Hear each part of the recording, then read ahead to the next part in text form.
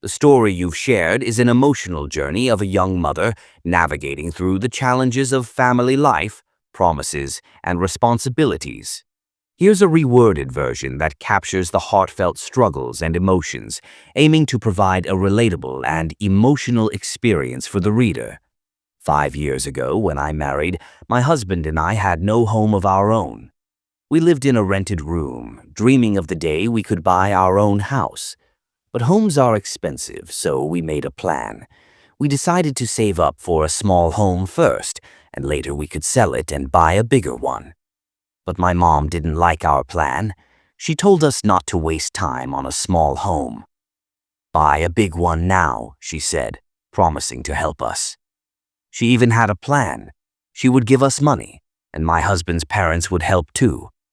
We could pay a little each month, she said. I trusted her, and it all sounded perfect. We bought the big home, and everything felt so right.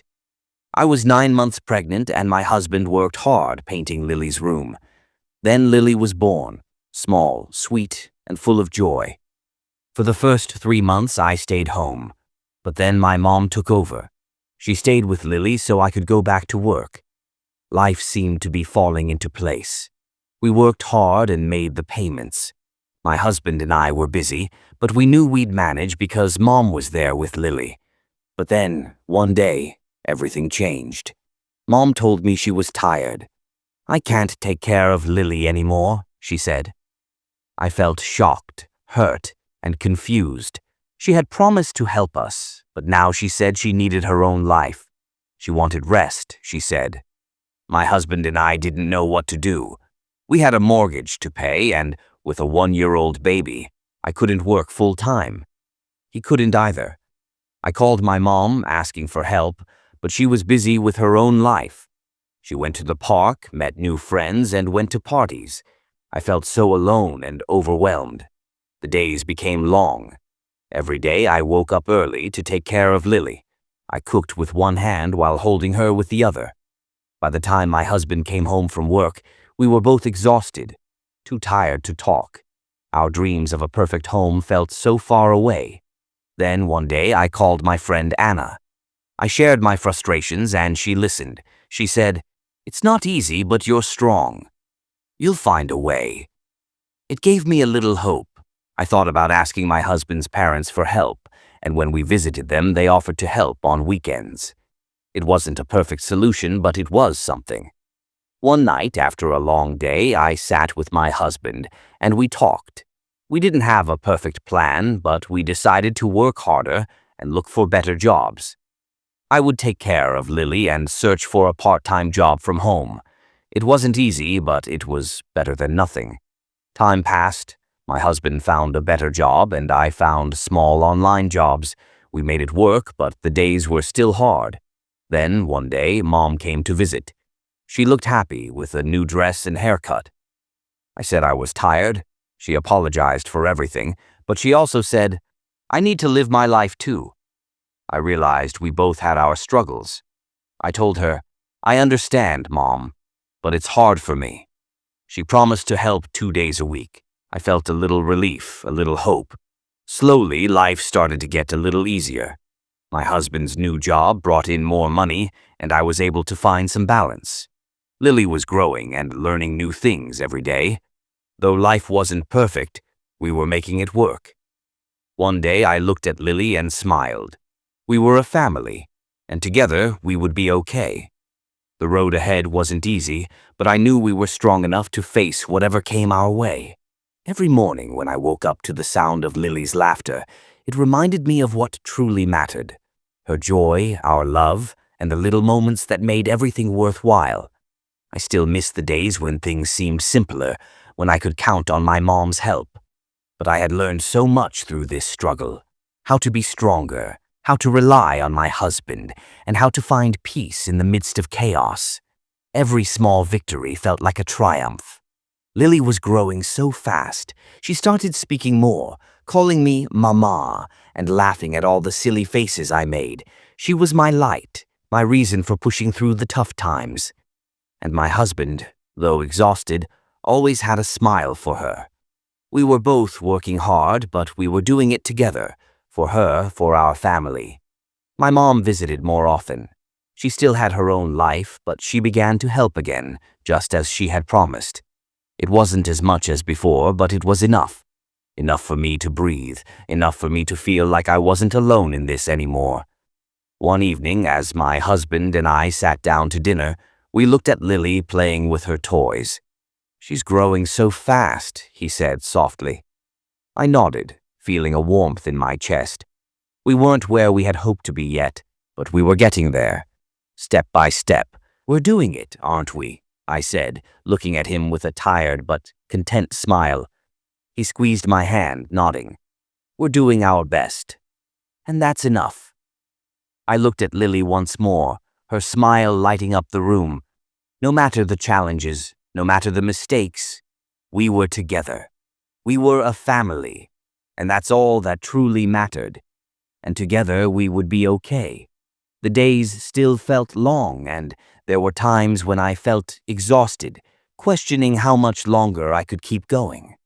But every time I looked at Lily, every giggle, every tiny hand reaching out to me, it reminded me of why I kept pushing forward.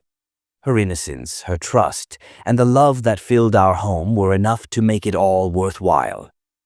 My husband worked tirelessly. His new job was demanding, but he did it for us, for Lily. I could see the weariness in his eyes, but he never complained. His love for us gave me strength when I felt weak. I wanted to make life easier for him too, so I kept doing what I could, caring for Lily, finding small tasks I could do from home, and supporting him however I could. Mom continued to visit, and I could see how much she loved Lily. Despite everything, despite the past hurts and misunderstandings, I could feel her care for us. It was not perfect, but we were learning how to be a family in our own way. One afternoon, while Lily napped, I sat with my husband on the couch, sipping tea. "We're getting by," I said quietly, looking at him. "It's hard, but we're getting by." He looked at me, his eyes tired but filled with affection. "We're doing better than I thought we would. We're doing okay, really." And in that moment, I realized something important. Life would never be without its difficulties, but we didn't need everything to be perfect.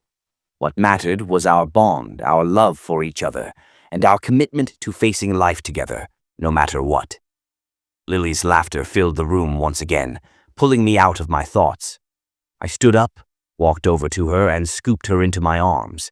Her tiny fingers gripped mine tightly as I held her close. She looked up at me with wide, trusting eyes, and for a moment the world felt still. "Everything will be okay," I whispered to her, knowing deep in my heart that no matter what the future held, we were ready for it. We were a family, and together we would always be okay. As the days passed, life began to find its rhythm. Mornings were often rushed but filled with purpose. The sun would peek through the curtains, waking Lily up with a soft giggle, her little hands reaching for me. I couldn't help but smile every time. No matter how tired I felt, her smile was enough to make everything better.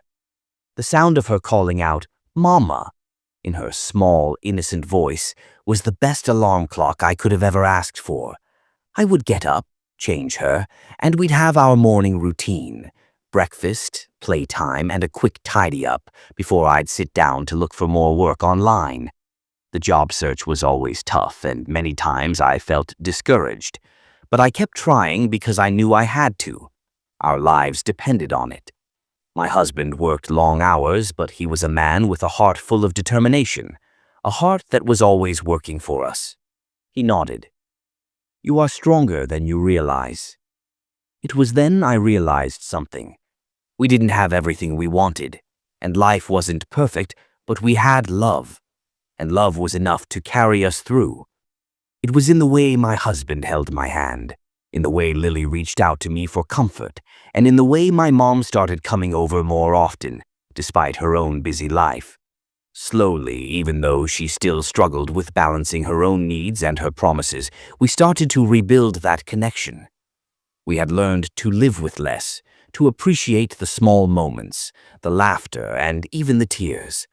We had learned that perfection was an illusion. There would always be challenges, Days when I felt overwhelmed, when I missed my mom's support, or when the burden of financial stress seemed too much to bear. But with every struggle, there was also strength, love, and hope. And then one day, something shifted. We received news that my husband had been offered a better position at work, one that promised a better salary and better hours. His eyes shone when he told me.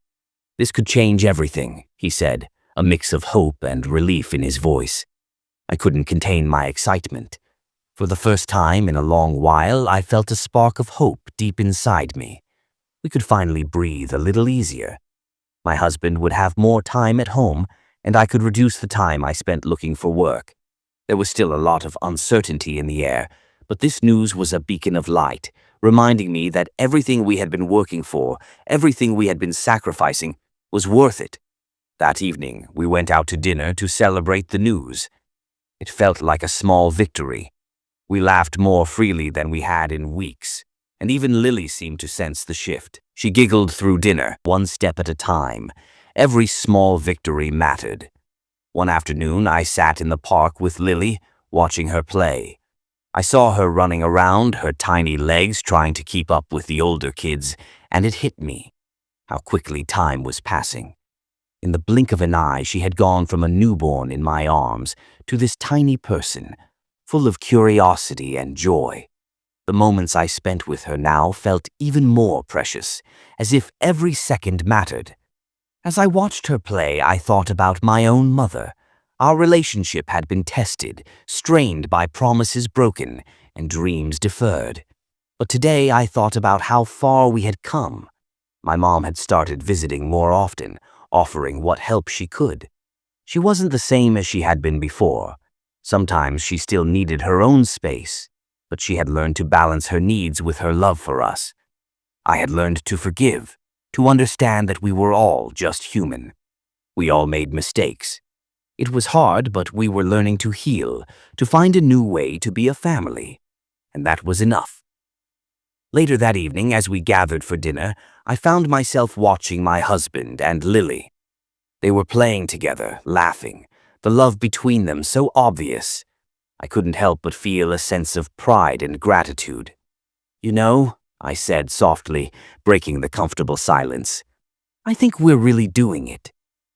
My husband looked at me, his tired eyes soft with affection. "We are. We've made it through the hardest part, and we're still together." I smiled, my heart full. Together we'll always be okay. And as the days went on, I knew we had turned a corner. Life would still have its challenges. There would still be days when I felt overwhelmed, when the weight of it all seemed too heavy. But I had learned something important. I had learned that as long as we had each other, no challenge was insurmountable. Together, we were stronger than any hardship we could face. And that, more than anything else, made me believe that we would always be okay.